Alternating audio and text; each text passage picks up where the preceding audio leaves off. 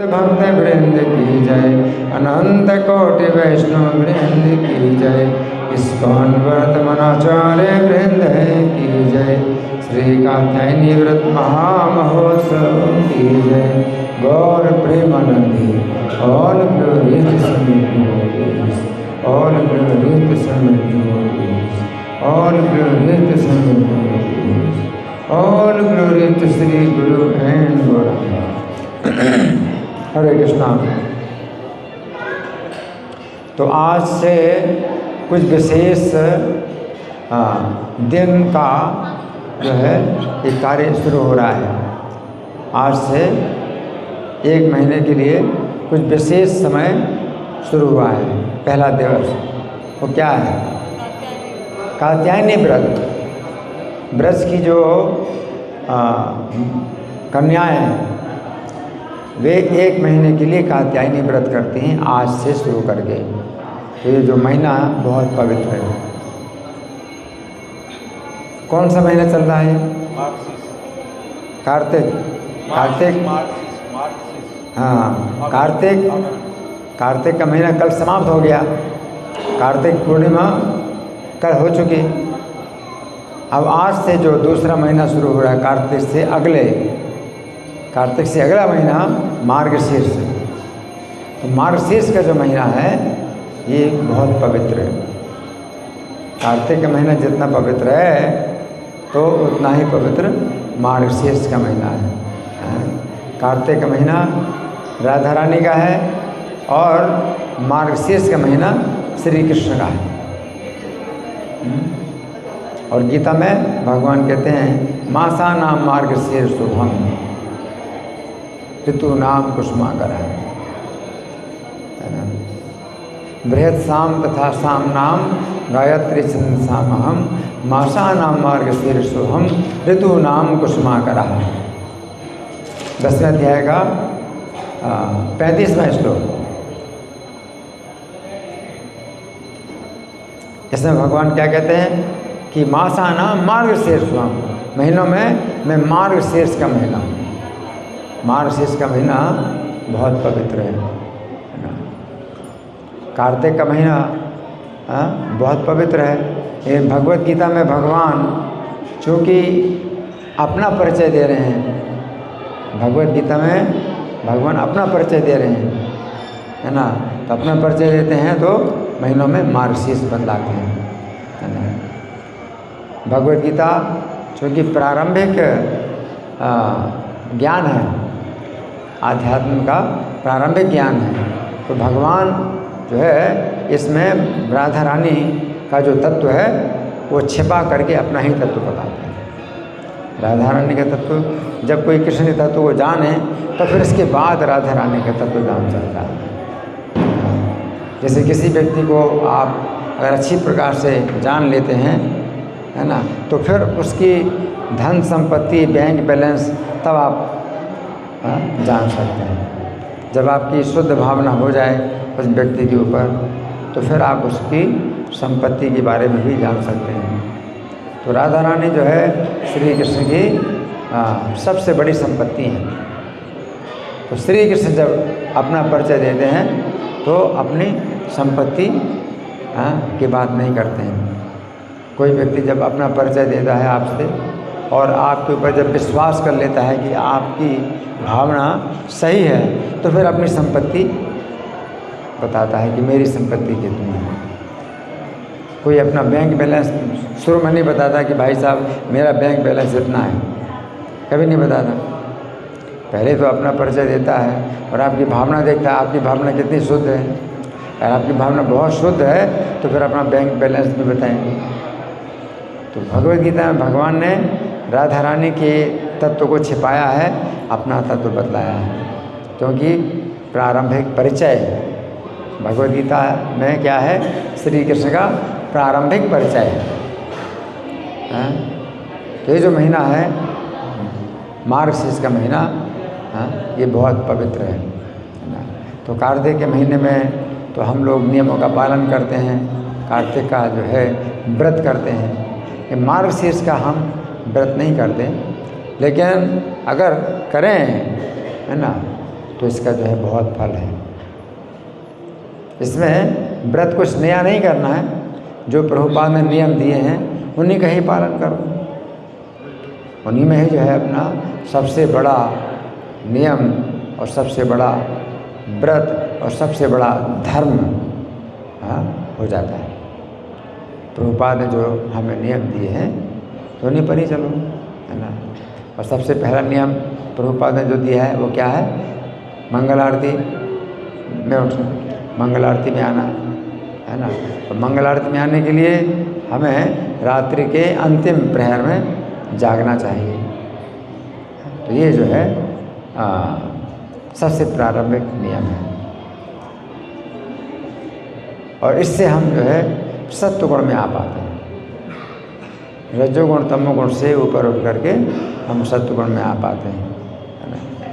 तो श्रीमद् भागवत के 10वें स्कंद के इस अध्याय संख्या 22 में इस घटना का वर्णन है कि जो ब्रज की कुमारियाँ हैं, ब्रज की कन्याएं हैं, वे श्री कृष्ण को पति रूप में प्राप्त करने के लिए ये जो कात्यायनी व्रत करती हैं,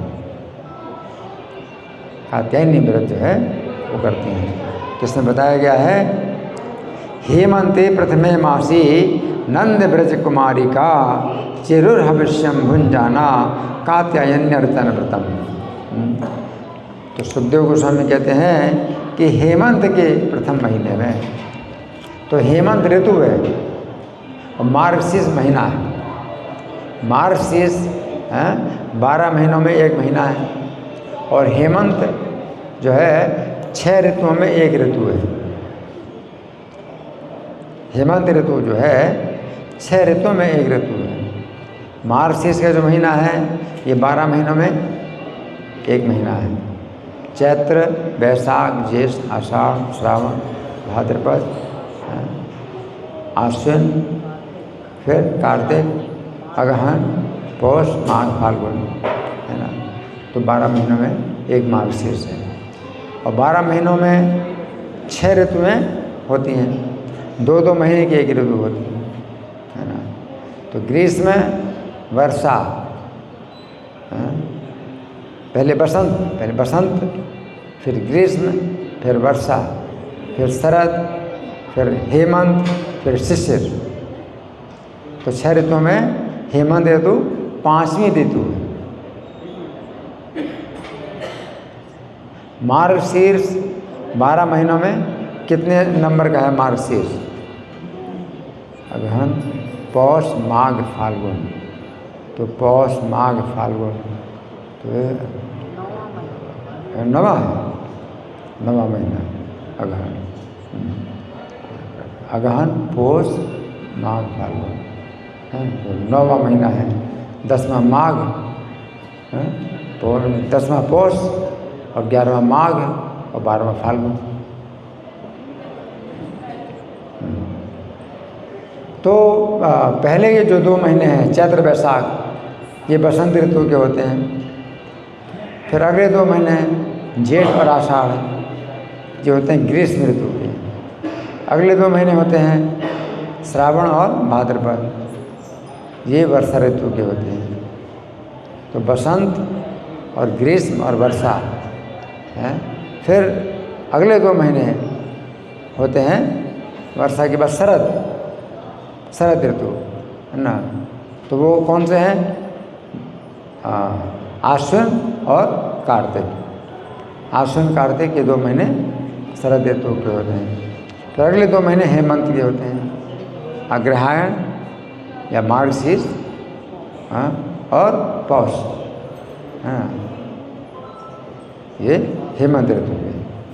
और फिर शिशिर ऋतु के 2 महीने, माघ और फाल्गुन, शिशिर ऋतु। तो हेमंत ऋतु के 2 महीने हैं। पहला महीना कौन सा है? मार्गशीर्ष। दूसरा महीना है पौष। तो पहला, तो यहाँ पर सुखदेव गोस्वामी कहते हैं हेमंते प्रथमे मासी, हेमंत ऋतु के पहले महीने में है। तो हेमंत ऋतु का पहला महीना ये है जो आज, और पहले महीने का भी पहला दिन है। हेमंत ऋतु के पहले महीने का पहला दिन है ये आज है मार्गशीर्ष कृष्ण प्रतिपदा है ना। तो आज से शुरू किया ब्रज की कन्याओं ने, ये जो व्रत है आज से शुरू किया। क्या? नंद ब्रज कुमारिका, नंद के ब्रज की कुमारिकाएँ। तो नंद के ब्रज की कुमारिकाएँ हैं, तो ये क्या करते हैं? चेरुर हविष्यम भुंजाना, उन्होंने व्रत किया। कैसे? हविष्य का भोजन करते हुए। तो जो भोजन करते हैं ये हविष्य का भोजन करते हैं। चेरुर हविष्यम भुंजाना कात्यायन अर्चन व्रतन, कात्यायनी की अर्चना का व्रत उन्होंने किया। तो कात्यायनी देवी की पूजा करते हैं। तो आज से उन्होंने शुरू की पूजा है। और कब तक चलेगी? मार्गशीर्ष के पूर्णिमा, कृष्ण पक्ष की प्रतिपदा को हर महीना शुरू होता है और पूर्णिमा को हर महीना समाप्त होती है। तो मार्गशीर्ष की पूर्णिमा में ये जो है ये व्रत पूरा होगा। तो यहाँ प्रभुपाद तात्पर्य में क्या लिखते हैं हम सुनेंगे। प्रभुपाद की जय हो। हेमंत शब्द मार्गशीर्ष मास का सूचक है, जो पाश्चात्य कैलेंडर के अनुसार लगभग मध्य नवंबर से मध्य दिसंबर तक का समय है। अब आप देखो तो जो है आज 16 नवंबर है, तो नवंबर का भी बीच का ही दिन है ना। तो मार्गशीर्ष का जो महीना है वो नवंबर के मध्य से लेके दिसंबर के मध्य तक चलेगा, है ना। तो दिसंबर का मध्य, तो हम अगर देखें तो पूर्णिमा कब पड़ेगी?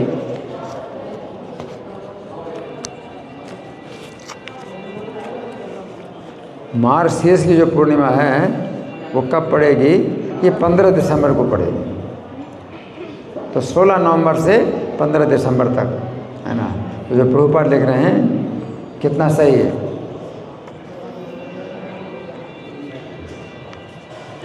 नवंबर के बीच से शुरू होता है कि महीना और दिसंबर के बीच तक चलता है ना।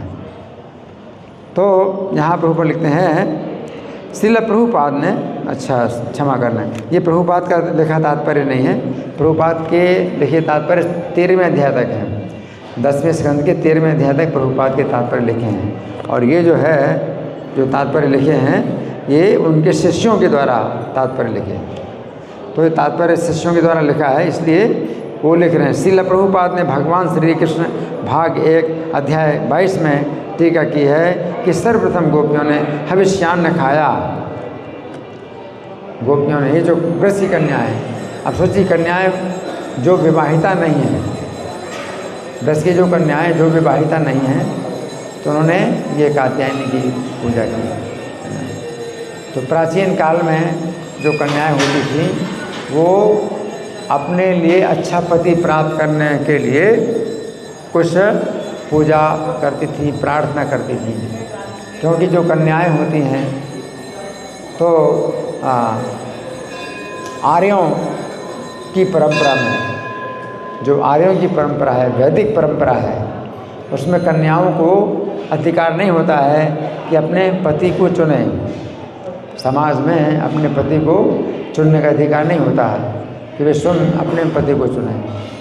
आजकल की जो सभ्यता है ये अवैधिक है, वैदिक सभ्यता के विरुद्ध है कि कन्याओं को जो है स्वतंत्रता दी जाती है, कि वे जो है पराये पुरुषों से मिलें और संबंध बनाएं। तो ये सब जो है बहुत ही अशुद्ध सभ्यता है। प्राचीन काल की जो सभ्यता थी कि जो कन्याएं होती थी तो वे कभी भी स्वतंत्र नहीं होती थी। जब तक विवाहित नहीं हैं तब तक पति के नियंत्रण में रहेंगी। विवाह के बाद, जब विवाहित नहीं है तो पिता के नियंत्रण में रहेंगी, विवाहित होने के बाद पति के नियंत्रण में रहेंगी, और जब पति ना रहे तो पुत्र के नियंत्रण में रहेंगी। तो स्त्रियों के लिए कभी भी स्वतंत्रता नहीं होती कि अपनी स्वतंत्रता से किसी भी पुरुष को अपना पति बना लें, तो ये नहीं है। तो उनके ऊपर जो है नियंत्रण रहता था और उनके जो पिता या पिता के समान और जो उनके संरक्षक होते थे वे उनके विवाह की जो है व्यवस्था करते थे और बातचीत चलाते थे, वर को देखते थे। यहाँ तक कि कन्या को अपने पति को देखने का भी अधिकार नहीं होता था, विवाह के बाद ही अपने पति को देखेगी, इतना जो है नियंत्रण होता था। तो ऐसे में कन्याएं जो है अच्छा पति पाने के लिए कुछ प्रार्थनाएं किया करती थी, चाहे कोई भी देवी हो देवता हो उनसे प्रार्थना करती थी अच्छा पति पाने के लिए। तो इन कन्याओं ने क्या व्रत किया, कात्यायनी देवी की अर्चना पूजा का नियम बनाया, है ना। तो चेरुर हविष्यम भुंजाना, हविष्य का भोजन करते हुए, है ना। तो यहाँ पर लिखा है कि हविष्यन एक प्रकार का भोजन है जो मूंग की दाल और चावल को एक साथ पकाकर तैयार किया जाता है, जिसमें हल्दी या कोई मसाला नहीं डाला जाता। वैदिक आदेशानुसार इस तरह का भोजन किसी अनुष्ठान को करने के पूर्व शरीर शुद्धि हेतु किया जाता है ना। तो हविष्यान्न का काफ़ी विस्तृत वर्णन मिलता है। हविष्यान्न का काफ़ी विस्तृत वर्णन मिलता है पुरुषोत्तम महात्म्य का 22वां अध्याय है ना। तो श्रीमद् भागवत के 10वें स्कंद का 22वां अध्याय है और पुरुषोत्तम महात्म्य के 22वें अध्याय में हविष्यान्न भोजन का वर्णन मिलता है। वाल्मीकि मुनि राजा दृढ़धर्मा को बताते हैं हविष्यान्न क्या होता है, हविष्यान्न कैसा होता है, क्या होता है। वाल्मीकि मुनि बताते हैं, राजा दृढ़धर्मा से बोलते हैं। हविष्यान्न में गेहूँ भी शामिल है और चावल भी शामिल है और मिश्री और मूंग और जौ और तिल और मटर, सावा, नीवार, बथुआ और अदरक और मूली, कंद, ककड़ी और केला और सेंधा नमक और समुद्री नमक, ये सब आता है। और दही और घी और बिना मक्खन निकाला दूध और कटहल, आम, हरड़ और पीपर, जीरा और सौंठ, इमली, सुपारी और आंवला। तो ये सब जो है इसमें शामिल हैं। तो मुख्य बात यह है कि ये तेल में ना पकाए जाएं, तले ना जाए। हविष्यान्न जो है तब होता है शरीर को शुद्ध करने के लिए जब ये तेल में नहीं पकाए जाते। उसको क्या तला हुआ नहीं लेना, है ना। अतैल पक्वम मुनियो हविष्यम प्रबदंती चा, है। तो हविष्य भोजन वो सब होता है जब तेल में न पकाया जाए, है, तला हुआ ना हो। हविष्य भोजनम निर्नाम उपवास। तो जो हविष्य का भोजन है वो मनुष्यों के लिए उपवास के समान होता है। तो विशेष जो मनाही है वो क्या है कि तेल में नहीं पकाना, है ना। वैसे तो इसमें सब मिलता है, जैसे घी है, दही है, ये सब चीज़ें जो है इसमें आती हैं, है ना। तो हविष्यान्न भोजन जो है ये विशेष रूप से शरीर को शुद्ध करने के लिए होता है। और जो तला हुआ है तो तला हुआ भोजन ये हविष्यान्न नहीं कहलाता है, क्योंकि तला हुआ भोजन में बड़ा दोष होता है। तला हुआ भोजन जो है वो आंतों में भी चिपक जाता है तो पेट साफ नहीं होता, तले हुए भोजन से कई प्रकार के दोष पैदा होते हैं, है ना। तो चेरुर हविष्यम भुंजाना, तो ये जो ब्रज की कुमारिकाएँ हैं ये क्या करती हैं, हविष्य का भोजन खाती हैं। तो जो छोटी छोटी बच्चियां हैं उनके लिए हविष्य का भोजन काफ़ी तपस्या का होता है, तो हविष्य का भोजन करते हैं। और ये नंद ब्रज कुमारिका, और ये कौन सी कुमारिकाएँ हैं, नंद के ब्रज की कुमारिकाएँ हैं। तो ये जो है यहाँ पर लिखा है कि वैदिक आदेशानुसार इस तरह का भोजन किसी अनुष्ठान को करने के पूर्व शरीर शुद्ध हेतु किया जाता है, शरीर को शुद्ध करने के लिए किया जाता है हविष्यान्न का भोजन। अब नंद के ब्रज की कुमारिकाएँ यहाँ पर बताया गया है, नंद ब्रज कुमारिका, नंद के ब्रज की कुमारिकाएँ, है ना। तो विशेष रूप से ये जो है प्रार्थना करते हैं पति के लिए, और ये बड़ी लज्जा की बात है कि वो किसी को बताएं, है ना। तो ब्रज की जो कन्याएं हैं जो विवाहिता नहीं हैं, तो ये उनके लिए बड़ी लज्जा की बात है, वे अपने से बड़ों को किसी को नहीं बताना चाहती कि वो किसको अपना पति बनाना चाहती। तो उनके मन में है, तो हमेशा कृष्ण के लिए विचार आता है कि वे कृष्ण को ही पति बनाना चाहती हैं, लेकिन इस बात को जो है बताने में लज्जा का भी अनुभव करती हैं, है ना।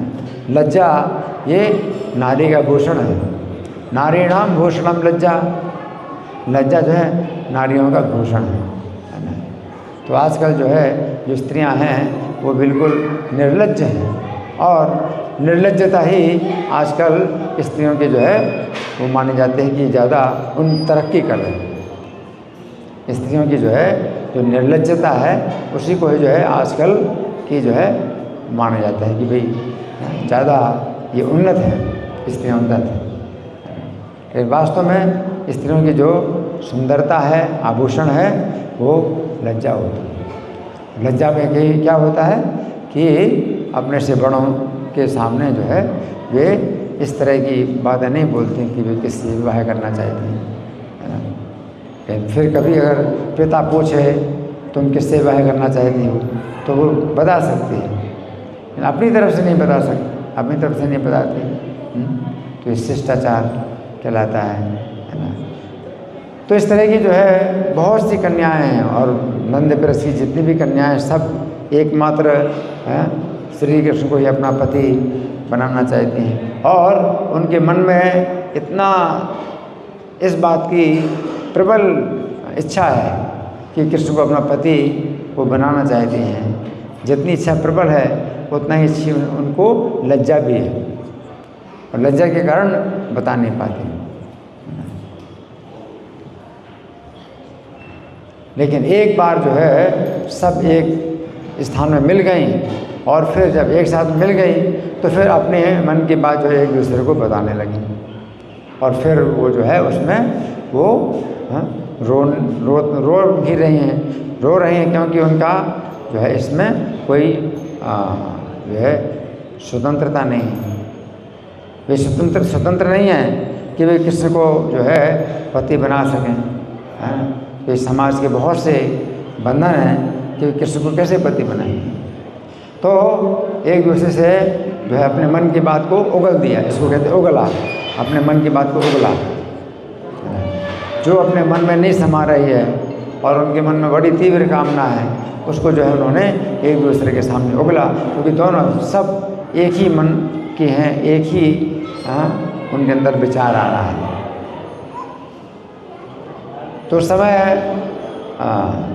जो वृंदा देवी हैं, जो कि वृंदावन की अधिष्ठात्री देवी हैं, तो वे एक तपस्विनी का वेश धारण करके इनके पास आते हैं, तपस्विनी के वेश में आती हैं, और वो कहती हैं कि हे कन्याओं, मैं तुम्हारे मन की बात को जानती हूँ। कैसे जानती हूँ? मैं अपनी तपस्या के बल पर जानती हूँ। तो तपस्या के बल पर मैं तुम्हारे मन की बात को जानती हूँ, और तुम लोग जो है शोक ना करो, तुम एक ऐसा व्रत करो जिसमें कोई परिश्रम नहीं होगा, और परिश्रम दिखाई देगा, लगेगा कि परिश्रम है लेकिन परिश्रम नहीं होगा, है ना। और तुम लोग जो है देवी की पूजा करो, है ना। तो देवी की पूजा करो। तो फिर अगले श्लोक में फिर वो आता है कि वो क्या करती हैं। आप लोग त्याम्बसी कालिंद्या जलांते चोदिते रुड़े।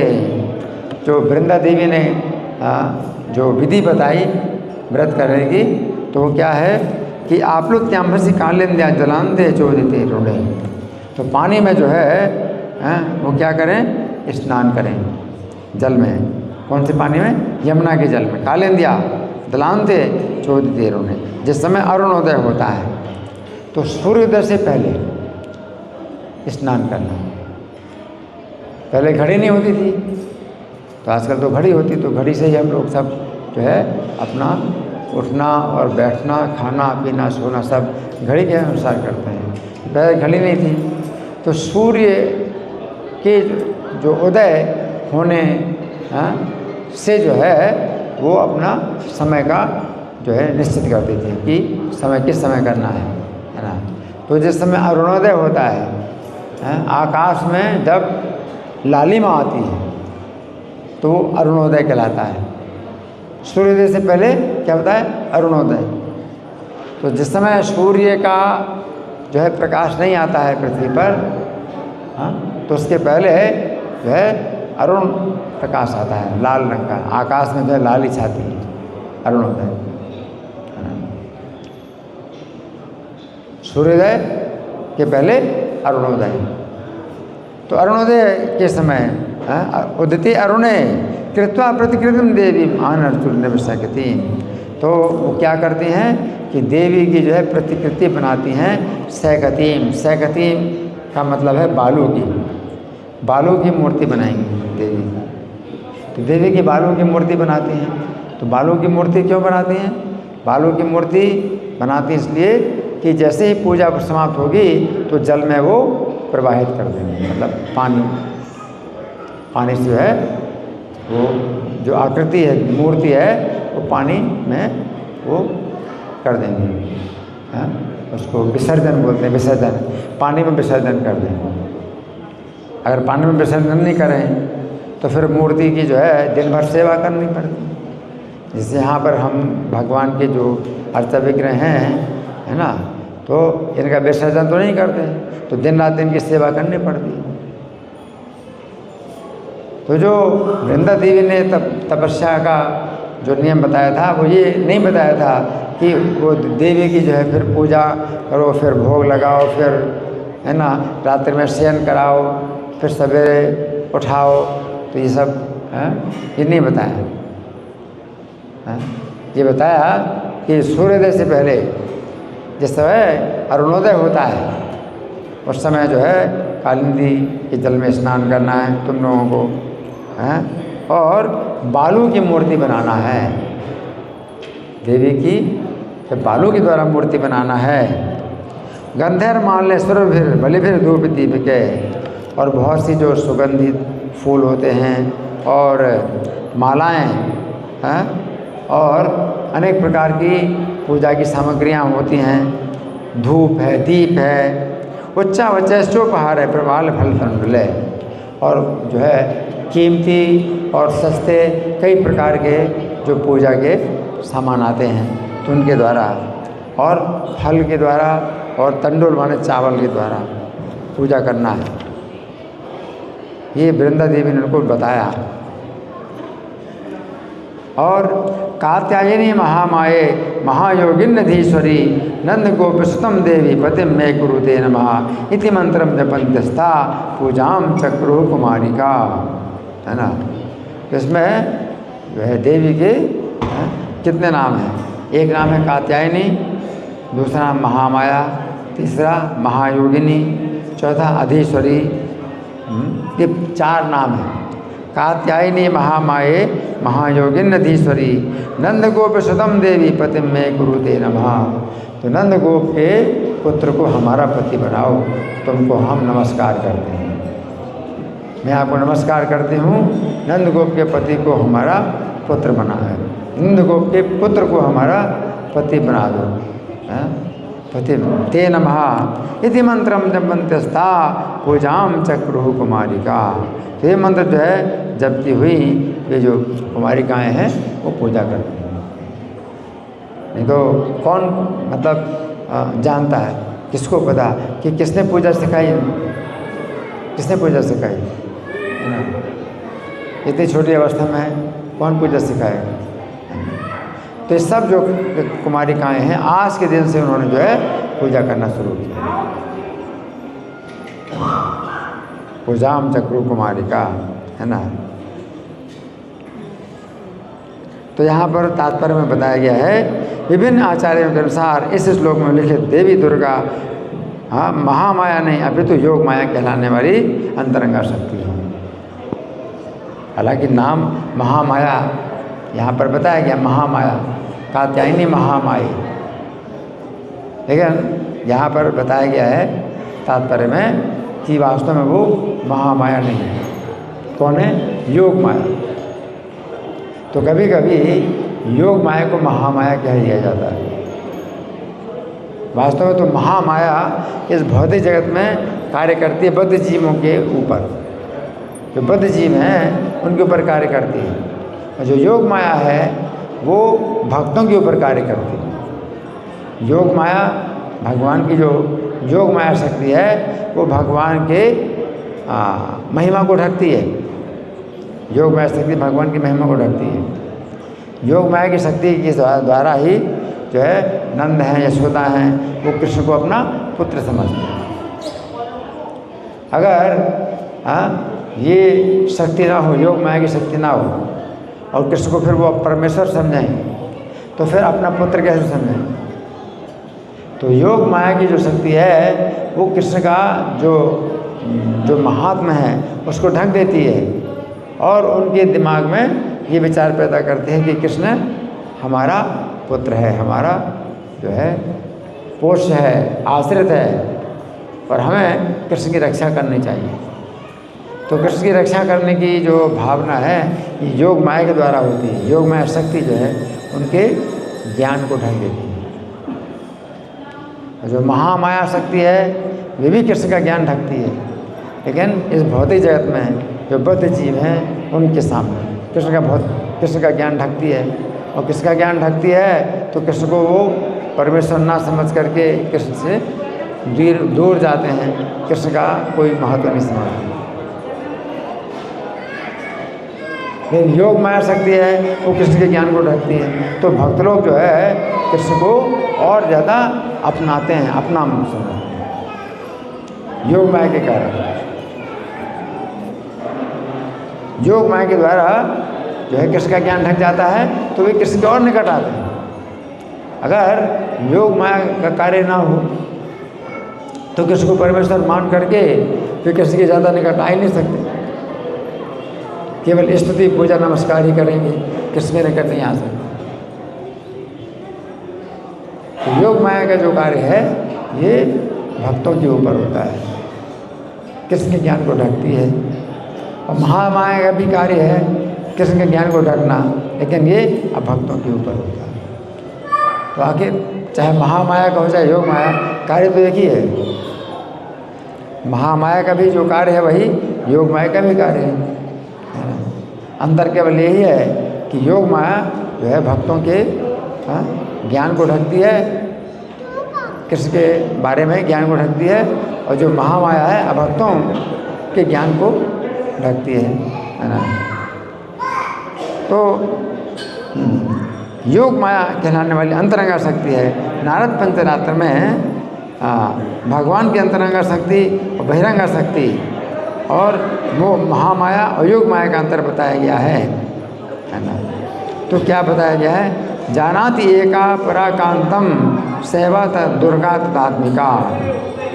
ये दुर्गा देवी जो है ये दुर्गा देवी कैसी हैं?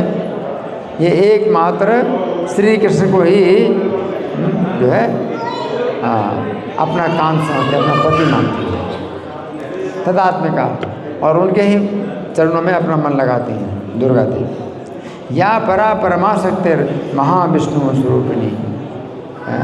तो ये जो है सबसे जो है शक्तिशाली, सबसे ज़्यादा शक्तिशाली भगवान की शक्ति है। यस्या विज्ञान मात्र परिणाम परमात्मना।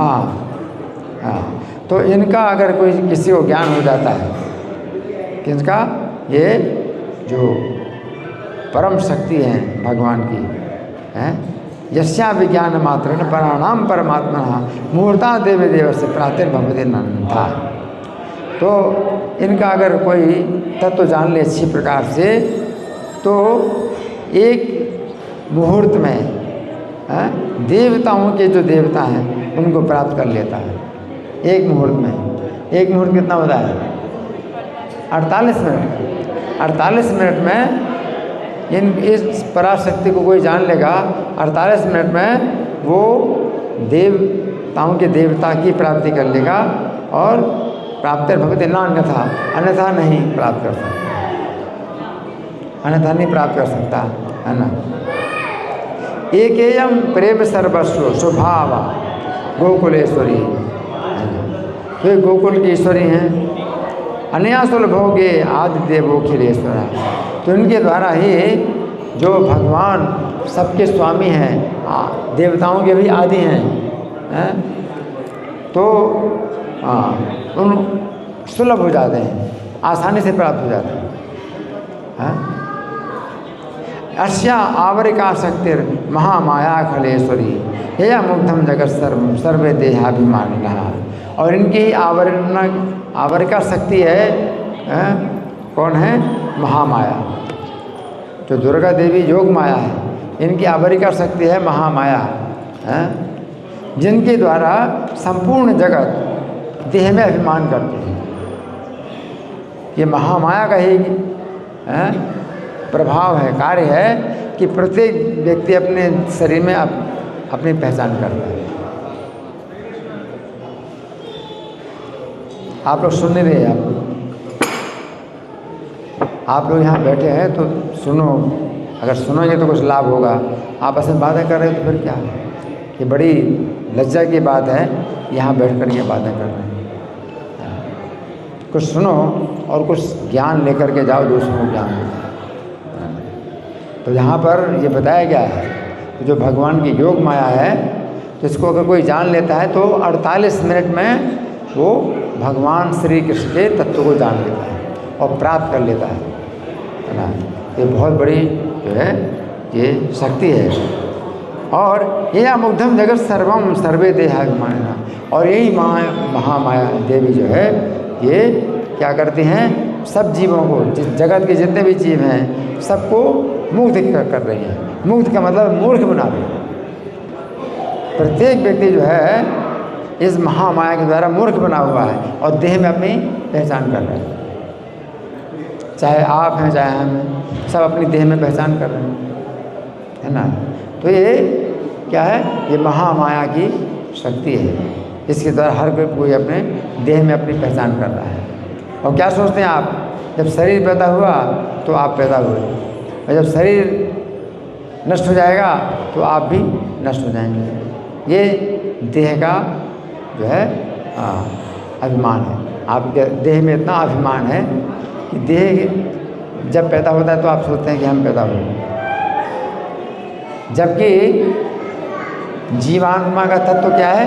जीवात्मा का तत्व है कि वो देह को बदलता है, एक देह को छोड़कर दूसरे देह में जाता है। कि शरीर नहीं है, देह में जो अपनी पहचान कर रहा है जीवात्मा अज्ञान के कारण, और यह अज्ञान जो है ये महामाया प्रदान करती है।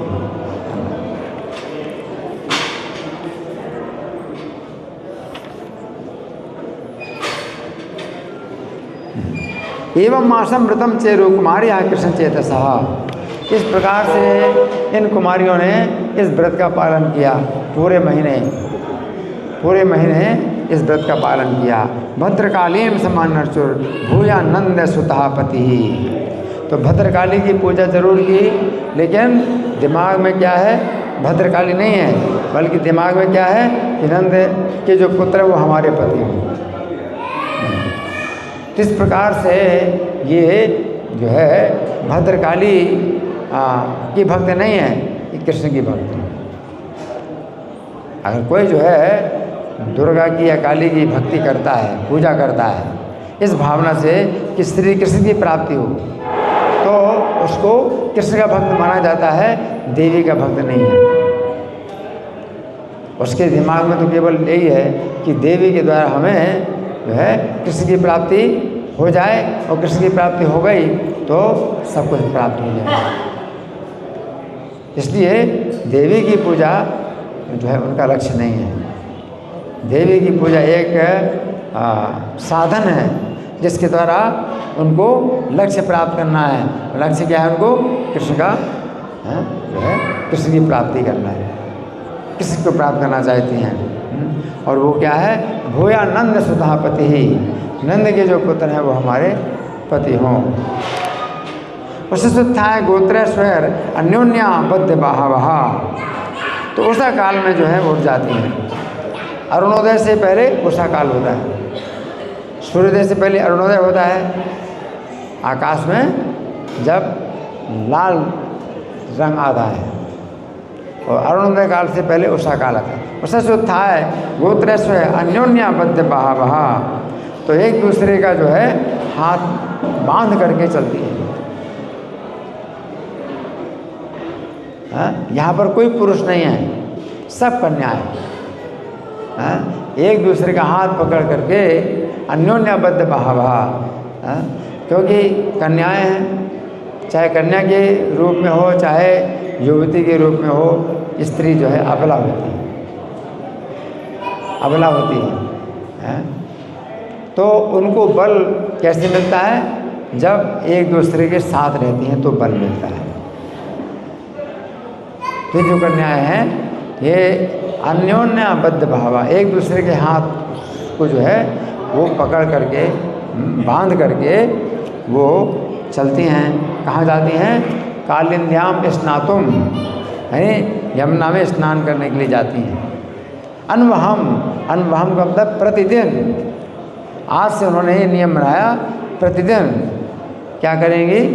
भद्रकाली की पूजा करेंगी।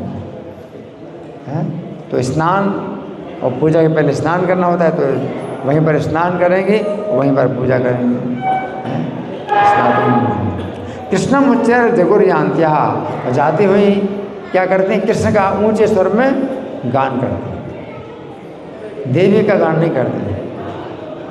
देवी की जो पूजा करती हैं तो उसमें देवी का कोई गान नहीं करती हैं, गान करते हैं कृष्ण का, कृष्ण का गान। इससे क्या पता चलता है? अगर हम कृष्ण का गुणगान करते हैं तो जितने भी देवी हैं देवता हैं अपने आप प्रसन्न होते हैं। कृष्णमुच्चर जगुर्यांत्या, जिस समय रास्ते में चलती हैं तो चलती चलती क्या करते हैं? कृष्णमुच्चर जगुर, कृष्ण के संबंध में ऊंचा जो है वो गान करती हैं।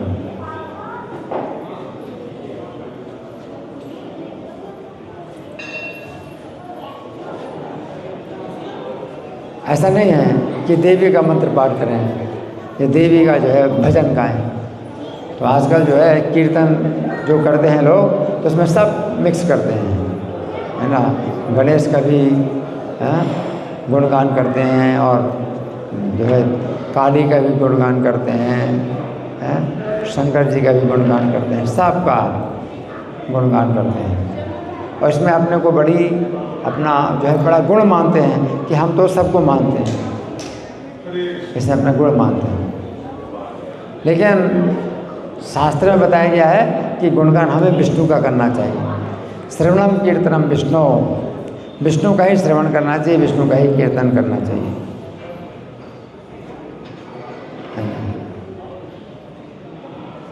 तो ये जो है शास्त्र का कहना है। और इससे क्या होता है? सब देवी देवता अपने आप प्रसन्न होते हैं। जैसे आप वृक्ष के मूल में अगर जल डालते हैं तो जो है पूरे वृक्ष में एक एक पत्ती में वो पानी चला जाता है। उसी प्रकार से जितने भी देवी देवता हैं तो उनकी संतुष्टि इसमें ही हो जाती है कि आप कृष्ण का गुणगान करते हैं। तो जो कन्याएं हैं काली की, भद्रकाली की पूजा करने जरूर जाती हैं, लेकिन मन में क्या है? उनके मन में केवल एक ही कामना है, भूया नंद सुतः पति ही, कि नंद के जो पुत्र हैं वो हमारे पति बन जाए। सबके अंदर यही भावना है। नद्या कदाचित आगत्य तीरे निक्षिप्य पूर्ववत पाषाण से कृष्णम गायन जो विजरु सलिल्य मुदा। अब देखो रास्ते में भी जो है क्या करती हैं? कृष्ण का ही गुणगान करती जाती हैं। और फिर जब नदी में जाती हैं, जमुना जी के तट में जाती हैं तो निक्षिप्य पूर्वक रोज़ की तरह उन्होंने वस्त्र अपने उतार दिए वासान से कृष्णम गायन्ति भेजे हो सलिले बता। और कृष्ण का गुणगान करती हुई बड़े आनंद पूर्वक जल में जो है वो क्या करती हैं, स्नान करती हैं। अब आनंद किस बात का है? आनंद किस बात का है उनको? आनंद इस बात का है कि आज अंतिम दिन है, तो अंतिम दिन उनकी जो मनोकामना है वो पूरी होगी, कृष्ण उनके पति बनेंगे। उनको इस बात का जो है पूरी तरह से विश्वास है। क्यों? क्योंकि तपस्वी ने जो है यही बताया था कि 1 महीने तक तुम करो तो 1 महीना जैसे पूरा होगा तो तुम्हारी कामना पूरी होगी। अब उनकी कामना कैसे पूरी होगी? कृष्ण उनके पति बनेंगे, तो पति कैसे बन सकते हैं? जब तक विवाह ना हो तो पति कैसे बन सकते हैं?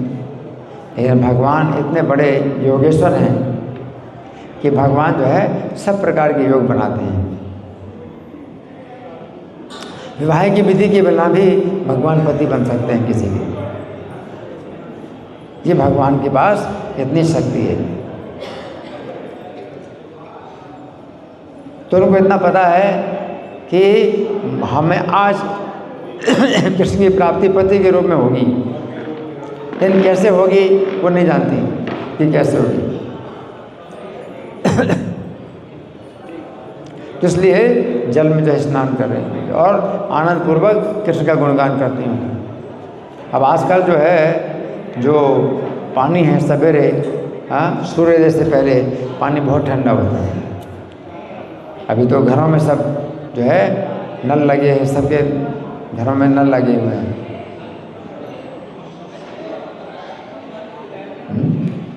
तो उसमें गीज़र भी लगा रहता है, तो पानी गर्म जितना चाहो उतना पानी गर्म आप ले लो, जितना चाहो ठंडा ले लो, जैसे चाहो ले सकते हो। लेकिन पहले ऐसा नहीं था।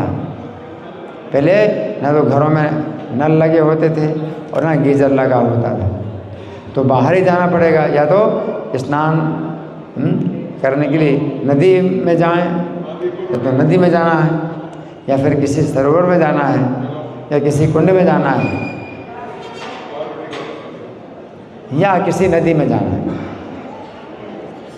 तो चूँकि ब्रजवासी जो है जहाँ रहते हैं वहाँ यमुना नदी है, तो यमुना नदी है, तो यमुना नदी में स्नान करते हुए वे जो है कृष्ण का गुणगान करते हैं। बिजरू सलिले मुदा। तो रोज़ की तरह उन्होंने वस्त्र अपने जहाँ पर रखती थी वहाँ पर रख दिए। तो उन्हें पहले से कुछ पता नहीं है कि भगवान पहले से छिपे हुए हैं, उस स्थान में भगवान पहले से छिपे हुए हैं। उन्होंने रोज़ की तरह वहाँ पर वस्त्र अपने रख दिए।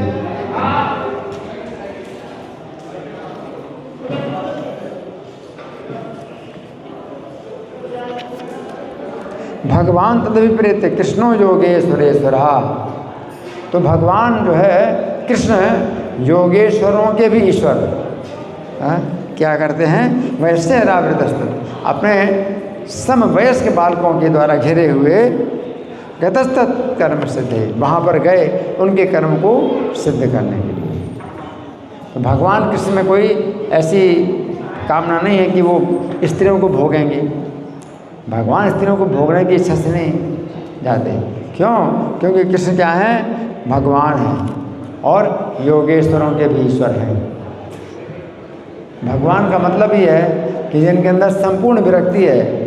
6 प्रकार के जो संपत्तियां हैं भगवान की, उनमें एक विरक्ति भी संपत्ति है भगवान।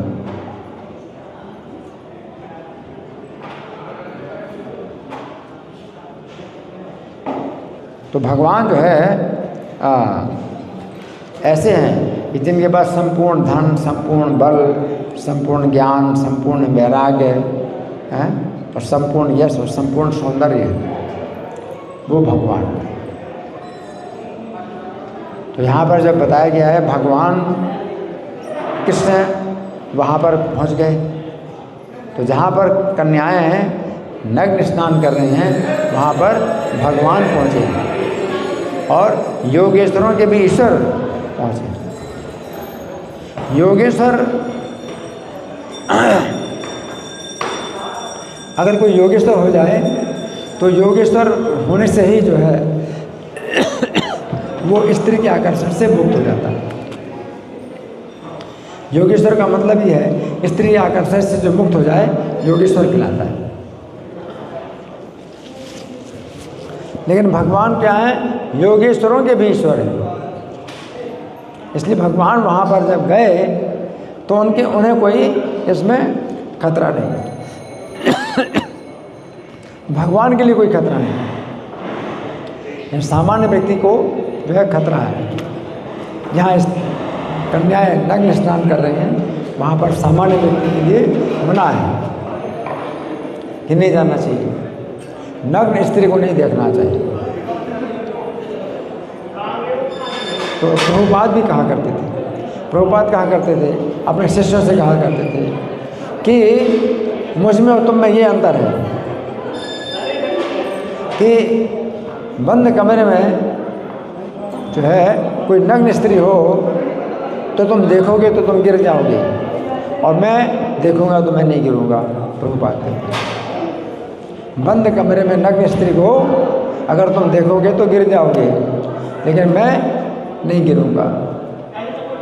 तो योगेश्वर, कोई भी व्यक्ति अगर योगेश्वर बन जाए तो जो है नग्न स्त्री को भी देखने में उसे कोई दिक्कत नहीं। फिर भगवान क्या है, योगेश्वरेश्वर, योगेश्वरों के भी ईश्वर है।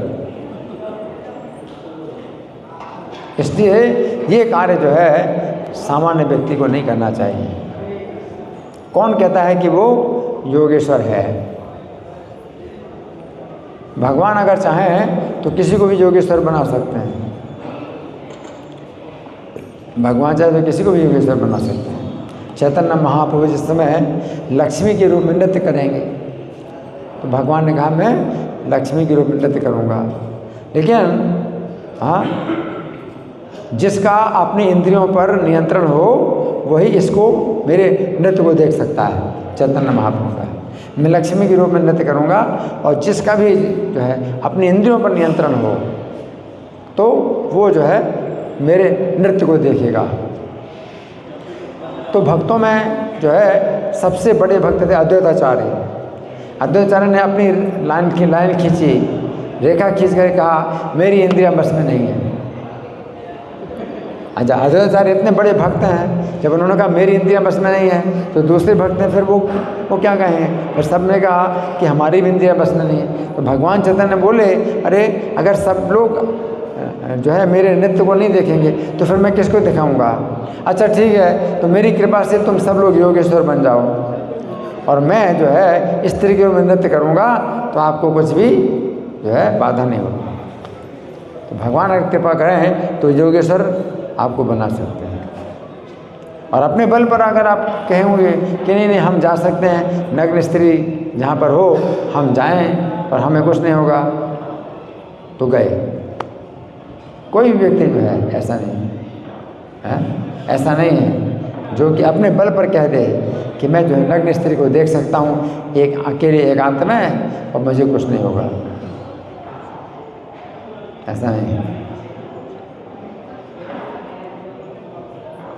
जैसे पहले रजनीश थे, रजनीश जो है ओशो के नाम से उनको कहा जाता है ना। तो अमेरिका में गए थे तो पहले बड़े मतलब उनका जो है संयम था, इंद्रियों पर बड़ा संयम था। और जब उनसे जो है साक्षात्कार किया गया और उन्होंने कहा कि मेरा इंद्रियों में नियंत्रण है।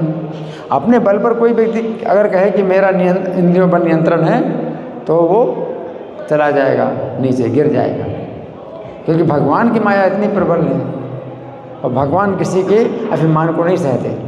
भगवान को अभिमान से द्वेष है।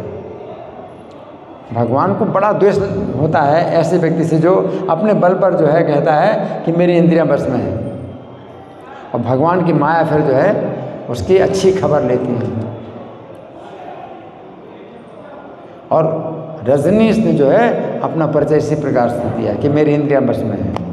तो वहाँ की एक जो है बड़ी प्रसिद्ध वेश्या थी, तो उसको लगाया गया कि भाई करो इनका हिसाब किताब। तो एक रात आई, उसने अपने सब हाव भाव दिखाए और वे जो है मतलब बने रहे, अपने स्थिर बने रहे। दूसरी रात में वो आई, फिर अपने हाव भाव दिखाए, स्थिर बने रहे। तीसरी रात में आई और इनका जो है काम जो है बिल्कुल हिसाब किताब पूरा बन गया, है ना। तो फिर उन्होंने जो है वो दूसरी किताब लिखी। पहले किताबें लिखते थे इंद्रियों को नियंत्रण करने के लिए, और फिर किताब जो है दूसरी किताब लिखी फ्रॉम सेक्स टू साल्वेशन, संभोग से समाधि तक। ये किताब है बिल्कुल उल्टा कर दिया, सब सिद्धांत उल्टा कर दिया। लोग उनकी बात को मान लें, पागल के। हाँ, और अमेरिका ने फिर इसलिए बैन कर दी इनकी किताबें, और इनको भी अमेरिका से निकाल दिया, रजनीश को। हैं क्यों? क्योंकि ये तो हमें वही सिखा रहा है जो हम पहले से कर रहे हैं। ये क्या सिखा रहा है? हम तो पहले से यही कर रहे हैं, यही सिखा रहा है। तो कोई व्यक्ति जो है अपने बल पर नहीं कह सकता। अब प्रभुपाद ने अगर अपने बल पर कहा, जैसे प्रभुपाद ने कहा तो ऐसा कहा लगता है अपने बल पर कहा कि तुम लोग जो है अगर नग्न स्त्री को देखोगे अकेले तो तुम गिर जाओगे, और मैं नहीं गिरूंगा। तो प्रभुपाद अपने बल पर कहा, लेकिन नहीं, प्रभुपाद को अपना बल नहीं था प्रभुपाद के पास। जब भगवान के पास जाते खड़े होते हमेशा प्रभुपाद, तो कुछ प्रार्थना करते हैं। तो जब शिष्य ने पूछा कि प्रभुपाद आप जो है क्या प्रार्थना करते हैं भगवान के दर्शन के समय, आप क्या प्रार्थना करते हैं? तो प्रभुपाद ने कहा कि मैं यही प्रार्थना करता हूँ कि मैं माया में कभी ना गिरूँ। तो ऐसे लगता तो है कि प्रभुपाद ने अपने बल पर कह दिया कि मैं स्त्री को देखूंगा, नग्न स्त्री को देखूंगा, मैं नहीं गिरूंगा, है ना। लेकिन अपने बल पर नहीं कह रहे वो, हैं? वो अंदर से जो है वो अपने को बिल्कुल कमज़ोर समझ रहे हैं, और भगवान के सामने कहते हैं कि मेरी रक्षा करो, मैं माया में कभी ना गिरूँ। तो कभी कभी भक्त जो है ऊपर से बोल देता है जैसे अपने बल पर बोल रहा हो, या अंदर ही अंदर वो भगवान का जो है बल लेता है, भगवान से बल लेता है ना। तो प्रभुपाद ने ऐसे कभी जो है चुनौती नहीं दी कि देखो मैं अपने बल पर जो है स्थिर बना रहूँगा और मैं स्त्री को नग्न देख सकता हूँ। प्रभुपाद ने ऐसा कहीं भी प्रयोग नहीं किया, ऐसा कभी प्रयोग नहीं किया। रजनीश ने प्रयोग करके दिखाया सिर्फ, हाँ मैं जो है न स्थिर बना रहूँगा और नग्न स्त्री को देखूँगा। एक रात में सफल हो गए तो और उनका बल बढ़ गया कि हाँ मैं बिल्कुल पक्का हूँ, और दूसरी रात में तो और उनका जो है घमंड बढ़ गया, हाँ मैं पक्का हूँ, और घमंड बढ़ता जा रहा है ना। और तीसरी रात में क्या हो गया, पूरा पतन, है ना। तो यहाँ पर जो बताया कि भगवान जो है गए, तो भगवान जो है अपने आप में जो है क्या है, स्वयं भगवान है।